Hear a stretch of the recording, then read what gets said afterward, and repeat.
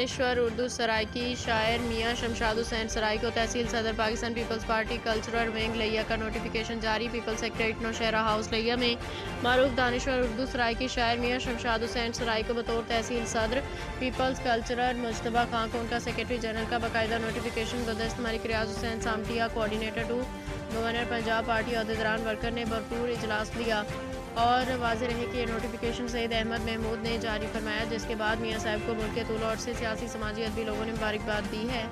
मियां शमशाद हुसैन सराई ने नोटिफिकेशन के बाद इज़हार ख्याल फरमाते हुए कहा कि हमारा ख़ानदान लेखी अव्वल रोज़ से पाकिस्तान पीपल्स पार्टी का हामी चला रहा है। डेरा लेखी अरसे दराज से पीपल्स पार्टी का मरकज़ है।